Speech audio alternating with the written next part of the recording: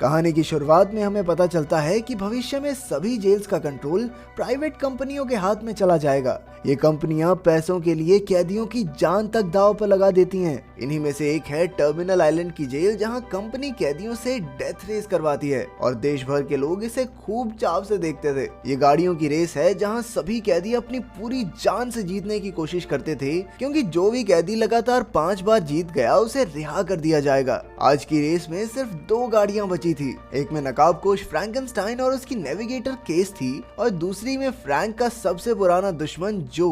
Frank race जीतने ही वाला था कि अचानक उसकी गाड़ी में हथियारों ने काम करना बंद कर दिया। फिर फ्रैंक ने केस को पैराशूट के जरिए गाड़ी से निकल जाने को कहा और खुद आगे बढ़ गया। आखिरकार जो ने हमला करके फ्रैंक की गाड़ी में जोरदार धमाका कर दिया। इसके कुछ दिन बाद हम जेनसन नाम के एक आदमी को देखते हैं जो पहले जेल में रह चुका था लेकिन अब गाड़ी चलाता था। रात को घर पहुंचकर वो अपनी पत्नी से मिला और फिर अपनी नन्ही बेटी को देखने गया। इसी दौरान एक नकाबपोश आदमी ने आकर उसकी पत्नी को जान से मार डाला। जब जेनसन वहां आया तो उस आदमी ने उसे भी बेहोश कर दिया और जेनसन के हाथ में कत्ल का हथियार रखकर उसने हाथ से बंदूक का इशारा किया और चला गया। बाद में जब जेनसन की आंख खुली तो पुलिस ने उसे अपनी पत्नी को मारने के जुर्म में गिरफ्तार कर लिया। 6 महीने बाद जेनसन टर्मिनल आइलैंड जेल में पहुंचा। उसे जेल की वार्डन हेनेसी के पास बुलाया गया। वो जानती थी कि जेनसन एक बेहतरीन ड्राइवर है, इसलिए उसने जेनसन को नया फ्रैंकेनस्टाइन बनने का ऑफर दिया। असल में पिछली रेस में हुए धमाके से असली फ्रैंकेनस्टाइन की मौत हो गई थी, लेकिन अब तक इस बारे में कोई जानता नहीं था। देश भर के लोग फ्रैंक को बहुत पसंद करते थे और इसी वजह से उनकी रेस की टीआरपी बहुत ऊपर रहती थी। तो अगर ये खबर फैल गई कि फ्रैंक मर चुका है तो उन्हें भारी नुकसान होगा। इसीलिए जेनसन को मास्क पहनकर अगला फ्रैंक बनना होगा। नियमों के मुताबिक 5 रेस जीतने पर कैदी आजाद हो जाएगा और फ्रैंक पहले ही 4 रेस तो जीत ही चुका था। इसलिए अब जेनसन के पास भी सुनहरा मौका था कि बस एक रेस जीतनी है फिर फ्री।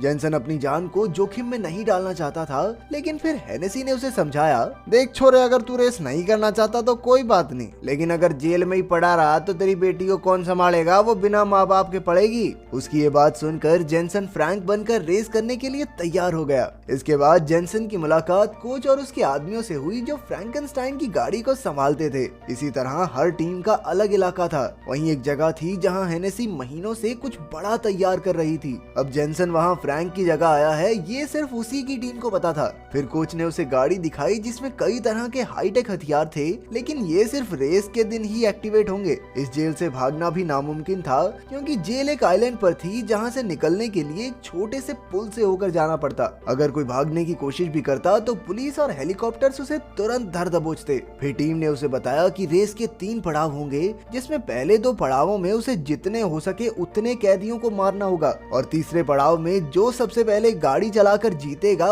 वही विजेता होगा। हर खिलाड़ी के साथ एक लड़की नेविगेटर का काम करेगी। इसके बाद हम जो और बाकी खिलाड़ियों को भी देखते हैं। तभी जो ने वहां आकर कहा कि यह मुकाबला असल में सिर्फ उसके और फ्रैंक के बीच में ही है। उसी पल फ्रैंक की नजर कुछ कैदियों पर पड़ी जिनके हाथ में जीपीएस डिवाइस जैसा कुछ था। उसे याद आया कि यह तो वही डिवाइस है जो उसने अपनी पत्नी के कातिल के हाथ में देखा था। अब यह बिल्कुल साफ हो चुका था कि उसे किसी साजिश के तहत यहाँ बुलाया गया है। आखिरकार पहले पड़ाव का दिन आया और जेनसन को फ्रैंक के कपड़े और मास्क दिए गए और उसके लौटते ही डेथ रेस की मशहूरी फिर से आसमान छूने लगी। कोच ने उसे दूसरे खिलाड़ियों से बात करने से मना किया, क्योंकि असली फ्रैंक ऐसा कभी नहीं करता था। इसके बाद जेनसन ने गाड़ी में अपना मास्क उतार दिया, क्योंकि बाहर से कोई उन्हें देख नहीं सकता था और केस भी उसका राज जानती ही थी। रेस के शुरू होते ही खिलाड़ी एक दूसरे की गाड़ी को गिराने की कोशिश करने लगे, लेकिन केस की मदद से जेनसन जो के साथ सबसे आगे पहुंच गया। फिर केस ने उसे एक शॉर्टकट बताया जिससे वो पहले नंबर पर आ गया। इसके बाद खिलाड़ियों के लिए तलवार और ढाल के रूल लागू कर दिए गए। जिस खिलाड़ी की गाड़ी निशान से गुजरेगी उसके हथियार एक्टिवेट हो जाएंगे।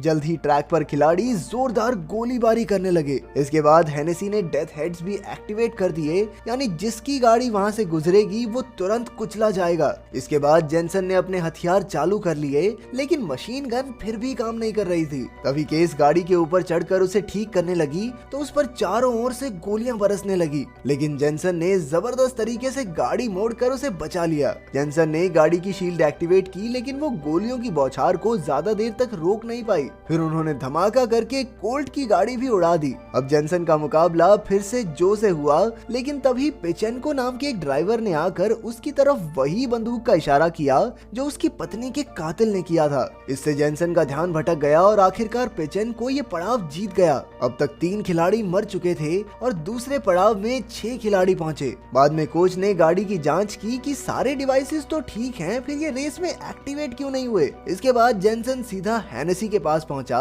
और कहा कि वो जानता है कि पेचेंको ने ही उसकी पत्नी को मारा है, लेकिन ये सब हेनेसी का ही तो प्लान था ताकि जेनसन को फ्रैंक बनाकर रेस में लाया जा सके। ये सुनकर भी हेनेसी ने सच्चाई कबूल नहीं की, बल्कि जेनसन की बेटी की तस्वीर दिखाकर एक बार फिर से उसे धमका दिया। बेचारा जेनसन उस वक्त तो कुछ नहीं कर पाया, लेकिन बाद में जब वो अपनी गाड़ी ठीक कर रहा था उसे पेचेंको दिखाई दिया। जेनसन भी उसके पीछे उसके इलाके तक पहुंच गया, लेकिन तभी पेचेंको की टीम ने उसे पकड़ लिया। पेचेंको ने उसे बुरी तरह पीटा और वो हथौड़े से उसका सर फोड़ने ही वाला था कि जेनसन की टीम के आदमी ने आकर उसका ध्यान भटका दिया। मौके का फायदा उठाकर जेनसन ने उन पर हमला बोल दिया और सबकी हड्डी पसली एक करके उसने अंत में पेचेंको को पकड़ा। आखिरकार पेचेंको ने सच उगल दिया कि हेनेसी ने ही उसे उसकी पत्नी को मारने भेजा था। जेनसन उसे जान से मारने ही वाला था कि तभी पुलिस वाले अल्रिक ने आकर लड़ाई रोक दी। अगले दिन रेस का दूसरा पड़ाव शुरू होने वाला था और पेचेंको ने एक बार फिर जेनसन की तरफ इशारा करके उसे चिढ़ाया, लेकिन जेनसन उसके झांसे में नहीं आया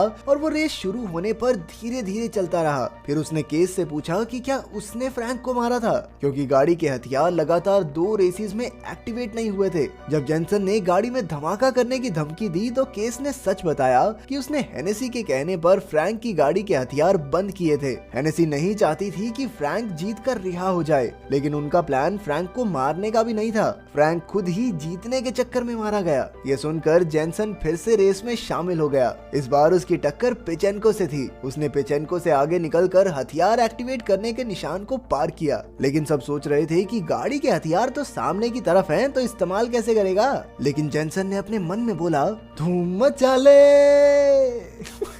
और ये कहकर उसने जबरदस्त तरीके से गाड़ी घुमा दी और फिर उल्टी गाड़ी चलाकर पेचेंको पर धड़ाधड़ गोलियां चला दी। इसके बाद उसने सामने मुड़कर गाड़ी से धुआं छोड़ दिया, जिससे पेचेंको की गाड़ी क्रैश हो गई। फिर वो अपनी गाड़ी से बाहर निकला, पेचेंको की गर्दन मरोड़ी और अपनी पत्नी की मौत का बदला लिया। अब रेस में जेनसन और जो की टक्कर थी। उसी वक्त हेनेसी ने अपना राज खोला जो वो इतने समय से तैयार कर रही थी। ये एक हथियार बंद ट्रक था जिसने आते ही 2 खिलाड़ियों को जबरदस्त धमाकों में उड़ा दिया। फिर उसने आगे बढ़कर एक और खिलाड़ी की गाड़ी भी पल भर में राख कर दी। अब हेनेसी का निशाना जो और जेनसन पर था। इससे बचने के लिए उन्हें एक दूसरे के साथ मिलकर काम करने की जरूरत थी। इसलिए जेनसन ने वॉकी टॉकी की मदद से जो से बात की और जो भी इसके लिए राजी हो गया। उन दोनों ने एक साथ ट्रक को टक्कर मारनी शुरू की और जैसे ही उनके सामने डेथ हेड आया, उन्होंने गाड़ी वहां से गुजारी जिसमें ट्रक बुरी तरह कुचला गया। आखिरकार दूसरा पड़ाव भी खत्म हुआ। उधर हेनेसी और अल्रिक ने फैसला किया कि उन्हें जेनसन को रास्ते से हटाना होगा